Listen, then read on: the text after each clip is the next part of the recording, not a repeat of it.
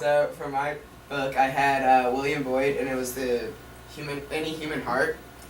William Boyd, this is actually a collection of 5 journals, and it's not of William Boyd, it's of this fictional author called Logan Montstewart, I think that's what he said. He was born in Montevideo, Uruguay, but his dad was a big tycoon in corned beef in London, so they moved to England shortly, when he was 5 or 6, and he went to a boarding school there.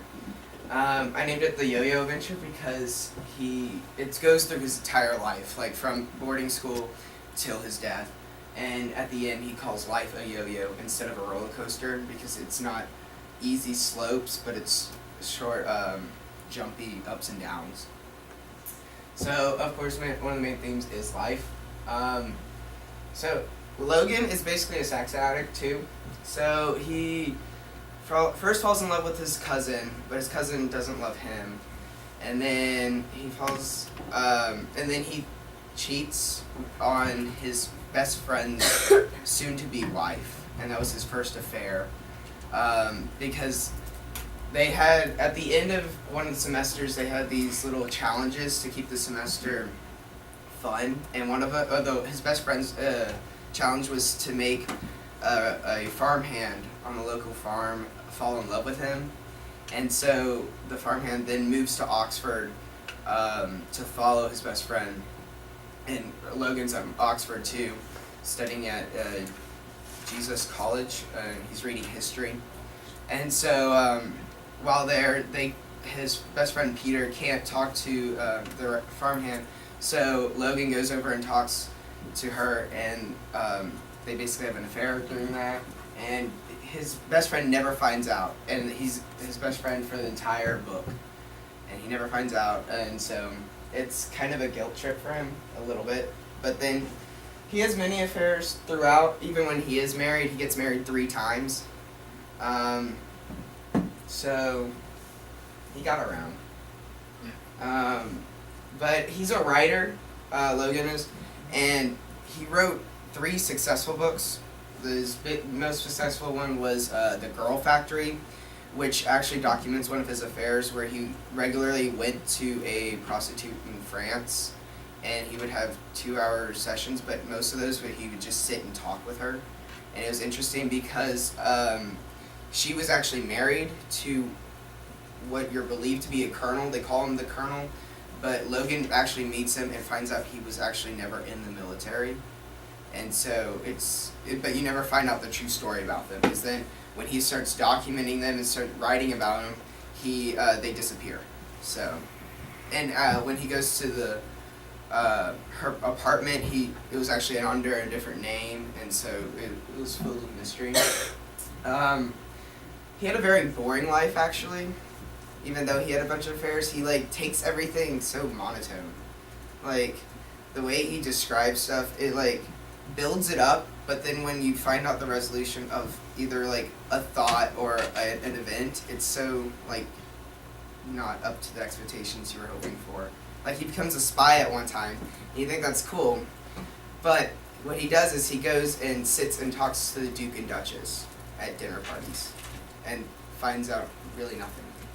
And so it's a little boring book. It's longer than I would have liked. It's 500 pages, where it really should have been 200, because for 20 pages he did the same thing every day. And you're just okay, I get the point. You go to dinner parties, you talk to people, and that's good. But, so there's a bunch of historical figures, because he was a journalist at the time, too.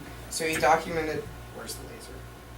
He documented the Spanish Civil War, which was a very confusing war, because one of the sides was the fascist side, and the other one was the Republic, which was made up of anarchists, communists, and trade unions. So they were fighting amongst themselves while fighting the fascists. And as insults, they would call each other fascists. So they didn't get anywhere. They lost. He did get to shoot a machine gun, and it hit a van, but then later his whole building was shot up by machine guns, so it kind of did more detriment than help. That is Ian Fleming. he meets him before Ian is actually a writer. He meets him in the Naval Intelligence Department. So he meets him there, and they become good friends. He calls him pompous and all full of himself, basically, which I think Logan is, because every time he meets someone, he thinks he's better than them, and that they have no intellectual worth, basically. Then he participates in the World War II. He's part of the intelligence department. Actually, all of his friends in Britain participated in the war and different things. Like one was a fire brigade person, another was part of something to do with airplanes. That's Virginia Woolf. Logan hates her. That's Hemingway. He spends a lot of time with Hemingway during the Spanish Civil War, and he's very surprised when Hemingway dies, and he actually thinks Hemingway was a great author until after he wrote For Whom the Bell Tolls. He thinks he fell off. He had no writing ability after that. And later in his life, he joins the Socialist Patients Collective, and when he joins that, he thinks it's actually helping patients in hospitals, but it really is trying to get social reform in Germany. And so he was really ignorant about that. He begins selling newspapers for them, and then becomes basically another spy, which doesn't pan out because nothing in his life did. But that is Picasso. He meets and becomes good friends with Picasso because he's also an art dealer with his friend Ben. They started the art dealership in France, and then when the art movement moved to America, Logan took over the art dealership in New York. So the major themes were love, of course. He finds one true love, or actually kind of two, but one won't marry him, so they break it off after she says no.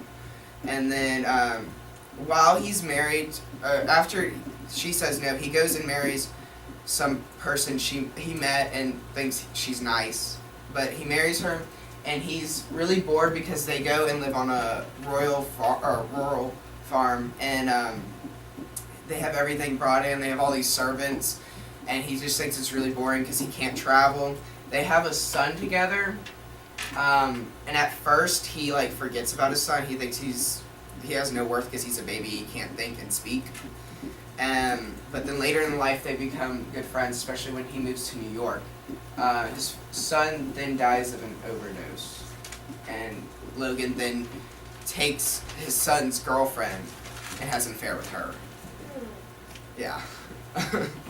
and she says she's 19, but she's really 16, so then he gets in trouble with the law and moves to Africa. There's loneliness. Loneliness is a big thing, because he finds his true love, who's Freya, while married to another girl. And so he sees her one day, and it's like, that's love at first sight. So they have an affair, then the wife finds out about the affair, so they get a divorce, and right after they get the divorce, he marries Freya. And they have a daughter together. And while a spy, he went on this trip to Switzerland, which looked like it would be a cool mission because he paratrooped in. He was supposed to find Nazi people escaping because the war was about to end. But it turns out someone set him up, and he goes and lives in a prison for 2 years where he just sits there. And that's what he says he does, is sits there and has a bug farm. He doesn't make any philosophical thoughts either. And so when he sits there, it's kind of boring because he's literally just sitting there. And so he gets really lonely at times in the book, especially when he doesn't have an affair going on. And so Freya and his daughter dies when a missile hits them in London. So he comes back. She had thought he was dead, so she married again, and then she gets blown up by a missile. So it doesn't pan out. Creativity happens a lot in the book. He critiques other writers and other artists throughout the book. He makes art references to pieces of literature and to actually moments in his life where he's like, oh, this is like a Rembrandt. And also throughout the book they use different kinds of writing styles Boyd does. He for dialogue, he sometimes put quotation marks, then other times doesn't put any quotation marks, and then other times uses play script kind of dialogue where he puts the person's name and then what they say. And then he uses a bunch of French terms throughout. It's almost like reading Clockwork Orange at times, where it's almost all French, and so that's a little difficult to read, especially during the early times of his life. He's in France a lot. He travels a whole bunch. For every vacation, he goes to somewhere different in Europe.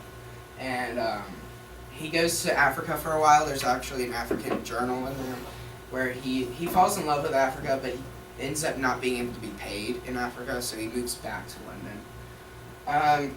So overall, the book was actually pretty boring. Like, he had, like, good movements, but, like, the style of writing and everything just, like, I don't know, it just took, like, 20 pages to get a thought across. And then, like, one journal, you got one affair, it took forever for him to get through something. And it was just, it dragged on a lot. So, that's it.